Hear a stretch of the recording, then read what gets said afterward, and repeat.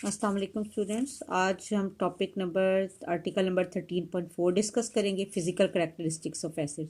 इससे पहले वाले लेक्चर में हमने मेथड्स ऑफ प्रिपरेशन स्टडी किए थे कार्बोक्सिलिक एसिड के। सबसे पहली फिजिकल प्रॉपर्टी इनकी स्मेल है। पहले तीन एलिफेटिक एसिड फॉर्मिक एसिटिक और प्रोपियोनिक एसिड कलरलेस लिक्विड हैं, उनकी पंजेंट इरिटेटिंग स्मेल होती है। लेकिन जो नेक्स्ट थ्री एसिड हैं, जैसे कि जो 4 कार्बन वाला ब्यूट्रिक एसिड है, 5 वाला पेंटानोइक एसिड है, 6 वाला हेक्सानोइक एसिड है, ये हैं तो कलरलेस लिक्विड, लेकिन इनकी पंजेंट इरिटेटिंग स्मेल की बजाय अनप्लेजेंट स्मेल है। नंबर 2 क्या है, अक्सर शॉर्ट क्वेश्चन में आ जाता है, कार्बोक्सिलिक एसिड फैमिली वाटर में सॉल्युबल क्यों होती है। वैसे generally organic compound organic solvent में हल होते हैं। उसकी वजह यह है कि कार्बोक्सिलिक एसिड का जनरल फार्मूला अगर हम देखें, RC डबल बॉन्ड OOH, इसमें स्ट्रांगली पोलर हाइड्रोक्सी ग्रुप मौजूद होता है और पॉजिटिवली चार्ज हाइड्रोजन वाटर के नेगेटिवली चार्ज ऑक्सीजन के साथ जो स्ट्रॉन्ग इलेक्ट्रोस्टैटिक फोर्स डेवलप करता है, इसको हम हाइड्रोजन बॉन्डिंग कहते हैं। इसी तरह कार्बोक्सिलिक एसिड का नेगेटिवली चार्ज ऑक्सीजन वाटर के पॉजिटिवली चार्ज हाइड्रोजन के साथ जो फोर्स डेवलप करता है, इसको भी हम हाइड्रोजन बॉन्डिंग कहते हैं। ये जो हाइड्रोजन बॉन्डिंग है, ये रिस्पॉन्सिबल है वाटर में कार्बोक्सिलिक एसिड की सॉल्युबिलिटी के लिए। लेकिन जैसे जैसे कार्बोक्सिलिक एसिड का मोलर मास बढ़ता है, तो ये आर ग्रुप जो है, इसकी चेन लेंथ बढ़ जाती है, नॉन पोलर पार्ट की वेटेज बढ़ जाती है, तो solubility in water gradually decrease करती जाती है with the increase in molar mass. अगर आपको ये भी शॉर्ट क्वेश्चन आ जाता है कि मोलर मास बढ़ने से इनकी सॉल्युबिलिटी में क्यों डिक्रीज आ जाता है, हालांकि पोलर ग्रुप तो मौजूद होता है, लेकिन आर ग्रुप जो एक नॉन पोलर पार्ट है इसका, जो जो वो साइज में बढ़ता है, तो उसकी वजह से सॉल्युबिलिटी में डिक्रीज आ जाता है। फिर थर्ड पॉइंट आ जाता है बॉइलिंग पॉइंट का। ये भी बहुत इंपॉर्टेंट पॉइंट है शॉर्ट क्वेश्चन के हवाले से। जो कार्बोक्सिलिक एसिड्स हैं, इनके boiling point inter molecular hydrogen bonding की वजह से हाई होते हैं। मैंने आपको पहले भी बताया हुआ है फर्स्ट ईयर की केमिस्ट्री में कि जो फिजिकल प्रॉपर्टीज़ होती हैं वो जो जैसे मेल्टिंग पॉइंट है, बॉइलिंग पॉइंट है, हीट ऑफ फ्यूजन है, ये डिपेंड करती हैं स्ट्रेंथ ऑफ फोर्सेस पर। तो चूंकि इनके अंदर बहुत स्ट्रॉन्ग हाइड्रोजन बॉन्डिंग होती है आपस के मॉलिक्यूल्स के अंदर, तो इस वजह से इनके बॉइलिंग पॉइंट बहुत ज़्यादा हाई होते हैं।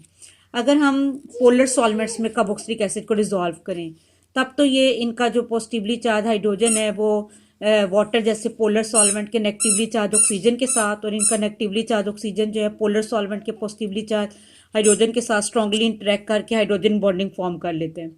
लेकिन अगर हम इनको नॉन पोलर सॉल्वेंट्स में डालें, तो क्या होता है कि उस सॉल्वेंट के साथ तो इनकी कोई फोर्स डेवलप नहीं हो जाती, फिर ये आपस में इंटरमॉलिक्यूलर हाइड्रोजन बॉन्डिंग शो करते हैं। जैसे कि यहाँ पर आपको कार्बोक्सिलिक एसिड का एक डाइमर दिखाया गया है, RC डबल बॉन्ड OOH, ये एक कार्बोक्सिलिक एसिड का मॉलिक्यूल का फार्मूला है, और RC डबल बॉन्ड OOH ये दूसरे कार्बोक्सिलिक एसिड का फार्मूला है।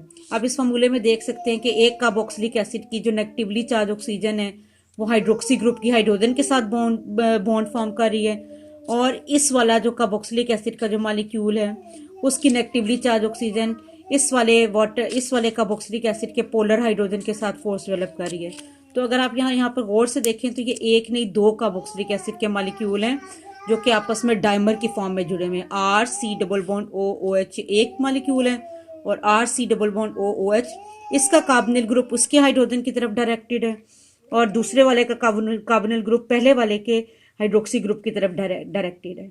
चूंकि नॉन पोलर सॉल्वेंट के अंदर कोई पोलर ग्रुप नहीं होता, तो ये कार्बोक्सिलिक एसिड ऊपर वाली जो वाटर के साथ जिस तरह से बिहेव कर रहे हैं, वो इसके साथ बेंजीन के प्रेजेंस में बिहेव नहीं करेंगे।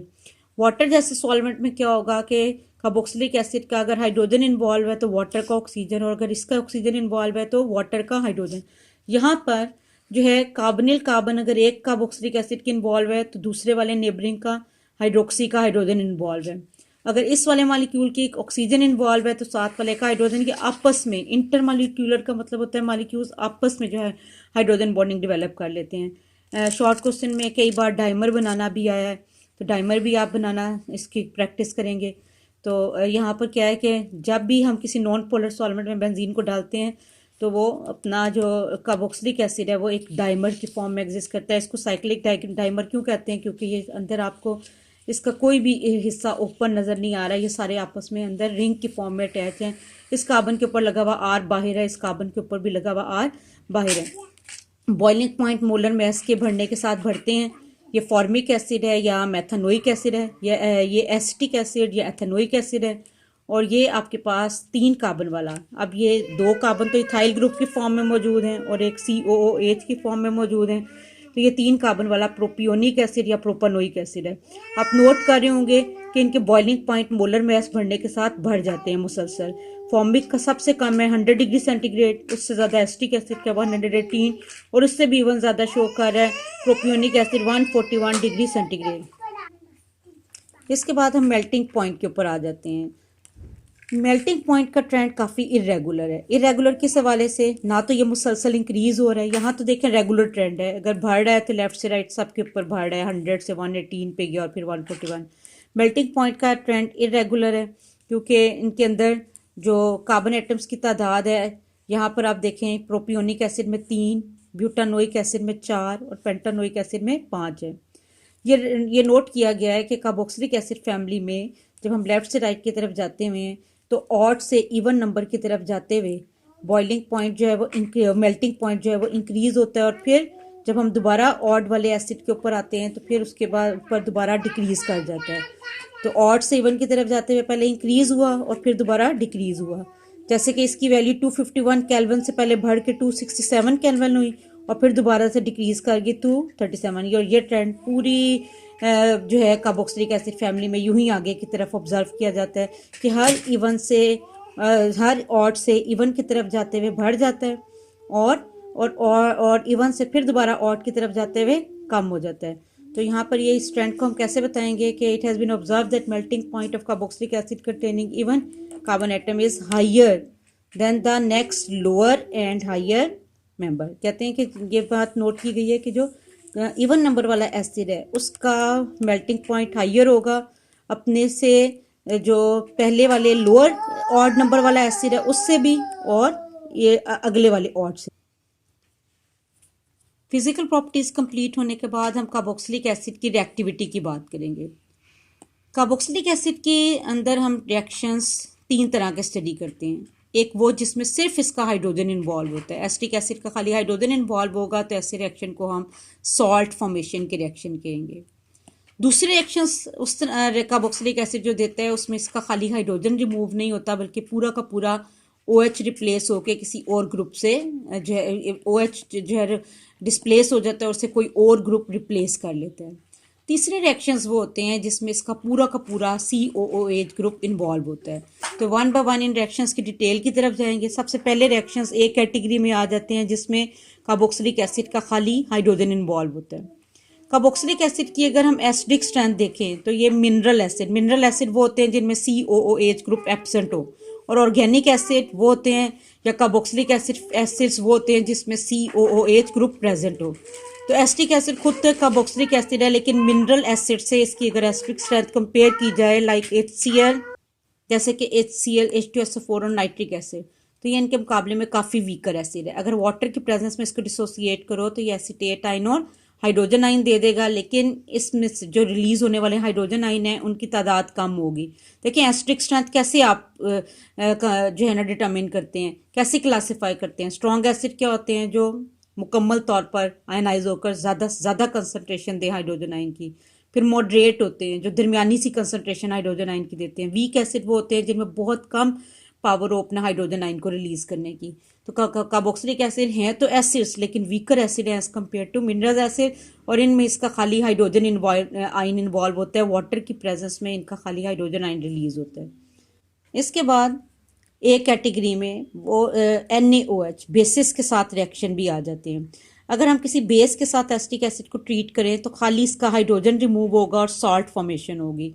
सोडियम आइन हाइड्रोजन आइन की जगह ले लेगा और CH3C डबल बॉन्ड OONA। इस वक्त एसिटिक एसिड में सिर्फ ये चेंज आया है कि उसके हाइड्रोजन आइन यहाँ से रिमूव हुआ है, सॉल्ट फॉर्मेशन हुई है, सोडियम मेटल उसकी जगह पर आया है।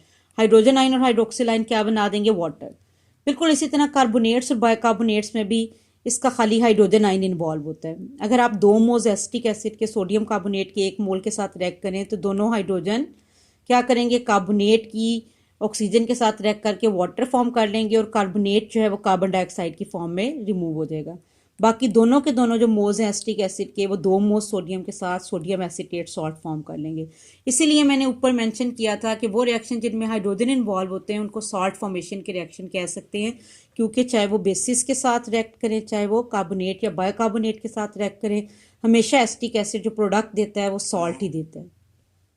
तीसरी एग्जांपल भी ये शो कर रही है कि जब हम किसी एसिड को मेटल के साथ रिएक्ट करते हैं तो एसिड का हाइड्रोजन जो है वो निकल जाता है हाइड्रोजन गैस की फॉर्म में, और हाइड्रोजन गैस की फॉर्म में निकलने के बाद जो आपके पास प्रोडक्ट आता है वो सॉल्ट आता है CH3 C double bond OONA, क्योंकि 2 मोल्स एसिटिक एसिड के लिए थे, हाइड्रो 2 मोल्स से 1 मोल हाइड्रोजन गैस का रिलीज हो गया, बाकी जो 2 मोल सोडियम मेटल के हैं वो हाइड्रोजन को डिस्प्लेस करके उसकी जगह ले लेंगे, सोडियम एसीटेट सॉल्ट ही फॉर्म हुए हैं।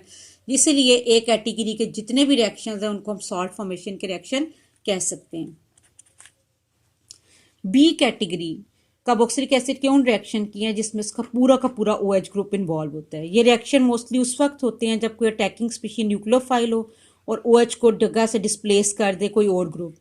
ऐसे रिएक्शंस में सॉल्ट फॉर्मेशन होने की बजाय कार्बोक्सिलिक एसिड के डेरिवेटिव प्रोड्यूस होते हैं। कार्बोक्सिलिक एसिड के डेरिवेटिव में आपको फंक्शनल ग्रुप वाला जो टॉपिक है चैप्टर 7 का उसमें बता चुकी हूँ कि उसमें एसिड हेलाइड भी होते हैं, एसिड अमाइड भी होते हैं, एस्टर्स भी होते हैं। तो एसिड हेलाइड क्या होते हैं जिसमें OH को कोई हेलोजन डिस्प्लेस कर दे, और एसिड अमाइड क्या होंगे जिसमें न्यूक्लियोफाइल अमाइनो ग्रुप जो है ना वो OH को डिस्प्लेस कर दे। तो ये रिएक्शंस क्या हैं जिसमें पूरा का पूरा OH जो है ना इन्वॉल्व होता है। फॉर एग्जांपल अगर आपके पास ये एसिटिक एसिड है CH3 C double bond OOH, तो ये पूरा ग्रुप यहाँ से निकल जाएगा, और इसको अगर कोई हेलोजन इन्वॉल्व डिस्प्लेस कर लेता है x group like chloro bromide, तो फिर CH3 C double bond OX जो है वो ऑर्गेनिक कंपाउंड की डेरिवेटिव क्लास बन जाएगी एसिड हेलाइड। और अगर इस OH को कोई अमाइनो ग्रुप डिस्प्लेस कर लेता है तो फिर हम इसको एसिड अमाइड कहेंगे। और इसी तरह अगर OR ग्रुप इसको कर लेता है डिस्प्लेस तो फिर हम उसको एस्टर कहेंगे, एस्टर फैमिली कहेंगे CH3 C double bond OR। ये वाला R ग्रुप और हाइड्रोजन की जगह पे जो R ग्रुप एस्टर में आता है वो सेम भी हो सकते हैं और डिफरेंट भी। पहली एग्जांपल जो हम कवर करेंगे आज बी कैटेगरी में, जिसमें मैंने आपको बताया है कि एसिड का पूरा OH ग्रुप किसी अटैकिंग न्यूक्लियोफाइल के अटैक के नतीजे में डिस्प्लेस हो जाएगा और उसकी जगह कोई नया न्यूक्लियोफाइल ले लेगा। इसमें कार्बोक्सिलिक एसिड्स के डेरिवेटिव बनते हैं, जैसे कि रिएक्शन विद PCl5 या थायोनिल क्लोराइड। जब हम PCl5 के साथ रिएक्ट करते हैं तो क्या होगा, हाइड्रोजन आयन PCl5 के क्लोराइड आयन के साथ HCl फॉर्म कर लेगा, और जो पूरा का पूरा OH है ये CO बॉन्ड ब्रेक होने के बाद पूरा OH यहाँ से रिमूव हो जाएगा। मैं पहले ही बार बार बता चुकी हूँ कि हम सेकंड क्लास इस वक्त रिएक्शन की स्टडी कर रहे हैं जिसमें पूरा OH इन्वॉल्व होता है, पूरा OH निकलता है और उसकी जगह कोई ना कोई अटैकिंग न्यूक्लियोफाइल लेते हैं। PCl5 में जो क्लोरीन है वो इस OH की जगह ले लेगा और आपके पास नई डेरिवेटिव क्लास बन जाएगी acid halide. CH3 C double bond OOH पहले कार्बोक्सिलिक एसिड था, अब ये एसिड हेलाइड यानी एसिड से डिराइव होने वाला कंपाउंड। डेरिवेटिव क्या होता है, जो किसी एक कंपाउंड से डिराइव होकर आया हो, क्योंकि ये इससे डिराइव हुआ है PCl5 के रिएक्शन से, तो इसको हम एसिड हेलाइड कहेंगे। अब PCl5 में से 2 क्लोरीन किस किस का पार्ट बन चुके हैं, एक HCl का और एक एसिड हेलाइड का। बाकी अब ये PCl3 बचा है। PCl3 में फास्फोरस पर एक लोन पेयर होता है, वो ऑक्सीजन के साथ डबल कोवलेंट बॉन्ड बनाकर फास्फोरस ऑक्सी ट्राइक्लोराइड में चेंज हो जाता है। ये इसके साइड प्रोडक्ट्स थे। इसी तरह अगर हम एसिटिक एसिड को या एथेनोइक एसिड को थायोनिल क्लोराइड के साथ रिएक्ट करते हैं तो ऑक्सीजन और हाइड्रोजन किस फॉर्म में रिमूव हो जाते हैं, ऑक्सीजन SO के साथ सल्फर डाइऑक्साइड बन के निकल जाता है और हाइड्रोजन क्लोरीन के साथ HCl बन के निकल जाता है। जो रिमेनिंग क्लोरीन है वो इस OH की जगह लेके क्लोरो डेरिवेटिव में इसको चेंज कर देता है। इस क्लोरो डेरिवेटिव का नाम क्या है, एसिड हेलाइड। इस रिएक्शन के साइड प्रोडक्ट्स में पहले ही बता चुकी हूँ, हाइड्रोजन क्लोरीन के साथ HCl और SO ग्रुप ऑक्सीजन के साथ सल्फर। जो नीचे वाला रिएक्शन है इसका मैकेनिज्म भी आपके सिलेबस में इंक्लूडेड है, वो हम मैकेनिज्म भी देखेंगे। एसिटिक एसिड में जो ऑक्सीजन है उसके ऊपर 2 लोन पेयर मौजूद होते हैं, वो थायोनिल क्लोराइड में जो सल्फर है उसको अपना लोन पेयर डोनेट करती है। ये इलेक्ट्रोफिलिक नेचर की सल्फर है क्योंकि इसके साथ 2 इलेक्ट्रॉन एक्टिव क्लोरीन मौजूद है और एक ऑक्सीजन है। ये सारे उससे इलेक्ट्रॉन डेंसिटी को अपनी तरफ पुल करके सल्फर को बना देंगे इलेक्ट्रोफाइल। ये ऑक्सीजन अपना लोन पेयर दे के सल्फर के साथ जैसे नया बॉन्ड बनाएगी, इसका हाइड्रोजन आइन और इसका यहाँ से क्लोराइड आइन आइनिक फॉर्म में रिलीज हो जाएंगे। तो CH3 C double bond O अपना लोन पेयर यूज करते हुए किसके साथ जुड़ जाएगी, थायोनिल क्लोराइड के किस पार्ट के साथ, सल्फर के साथ। ठीक है, O का ब्लिंक S के साथ बना, S के साथ डबल बॉन्ड O और Cl भी मौजूद है। इसका यहाँ से ये जो मैंने एरो शो किया है वो क्लोराइड आइन के रिलीज के लिए और ये वाला हाइड्रोजन आइन। अब ये जो बीच में इंटरमीडिएट बना है, इंटरमीडिएट इसको क्यों कहते हैं, क्योंकि ये फाइनल प्रोडक्ट में अपीयर नहीं होता, ये बीच में ही बनता है और बीच में ही डिसअपीयर भी हो जाता है। CH3 डबल बॉन्ड O, फिर उसके बाद फिर एक और O, फिर S double bond O Cl। ये जो यहाँ से क्लोराइड आयन रिलीज होता है, ये इस इलेक्ट्रोफिलिक कार्बन पर अटैक करके इस क्लोरीन के साथ, ये क्लोरीन इस कार्बन के साथ नया बॉन्ड फॉर्म कर लेती है। चूंकि कार्बन की वैलेंसी 4 यहाँ पे पहले ही पूरी है, ये पाई बॉन्ड ऑक्सीजन पर शिफ्ट हो जाता है नेगेटिव चार्ज की फॉर्म में। उसके बाद नेक्स्ट स्टेप में क्या होता है कि ये नेगेटिवली चार्ज ऑक्सीजन ये अपना नेगेटिव चार्ज पाई बॉन्ड की फॉर्म में इधर शिफ्ट करती है, साथ ही यहाँ से SO2 गैस निकल जाती है। यहाँ से जैसे ही ऑक्सीजन अपना इलेक्ट्रॉन पर इधर शिफ्ट करेगी, CH3 double bond O Cl, ये इतना पोर्शन इधर एसिड हैलाइड की फॉर्म में अलग हो जाएगा। बाकी क्या होगा, ये जो सल्फर डाइऑक्साइड गैस है ये भी यहाँ से निकल जाएगी और क्लोराइड आयन फिर से रिलीज हो जाएगा। अब पहले स्टेप में हाइड्रोजन आयन जिसको मैंने सर्कल में डाला हुआ है, ये अभी तक कहीं पे भी इन्वॉल्व नहीं हुआ। इसका क्लोराइड आयन तो अगले ही स्टेप में यहाँ पे कार्बन पर इलेक्ट्रोफिलिक नेचर के कार्बन पर ऐड हो गया, लेकिन जो भी हाइड्रोजन आयन है वो कहीं इन्वॉल्व नहीं हुआ। ये हाइड्रोजन आयन क्या करेगा, क्लोराइड आयन के साथ क्या फॉर्म कर देगा, HCl। इस तरह इस रिएक्शन के तीनों प्रोडक्ट एक्सप्लेन हो गए कि सल्फर डाइऑक्साइड कैसे बनी, एसिड हैलाइड कैसे बना और HCl कैसे बनी। हमें बज़ाहिर ओवरऑल रिएक्शन देख के यूं ही लगा कि एक ही स्टेप में ये सारा काम हो गया, लेकिन मैकेनिज्म ने हमें पूरी स्टेप वाइज डिटेल दी है कि किस किस स्टेज से गुजर कर एसिटिक एसिड जो है वो एसिड हैलाइड में चेंज होता है। पहले ऑक्सीजन थायनिल क्लोराइड के सल्फर के साथ नया बॉन्ड बनाती है, एक इंटरमीडिएट देती है और उस इंटरमीडिएट पर रिलीज होने वाले क्लोराइड आयन कार्बन पर अटैक करके एसिड हैलाइड जो है वो बनाते हैं। ऑक्सीजन जो है वो पाई बॉन्ड में जैसे ही शिफ्ट होती है, सल्फर डाइऑक्साइड और क्लोराइड आयन निकल जाते हैं और ये क्लोराइड आयन पहले स्टेप में बने हुए हाइड्रोजन आयन के साथ रिएक्ट करके फॉर्म कर लेते हैं HCl। अब जो नेक्स्ट पार्ट होगा रिएक्शंस ऑफ कार्बोक्सिलिक एसिड का, उसमें हम जो है बाकी के 2 रिएक्शंस जो हैं वो भी स्टडी करेंगे इस क्लास के, और इसके अलावा जो तीसरी क्लास है कार्बोक्सिलिक एसिड की जिसमें पूरा का पूरा COOH ग्रुप इन्वॉल्व होता है वो भी डिटेल में देखेंगे।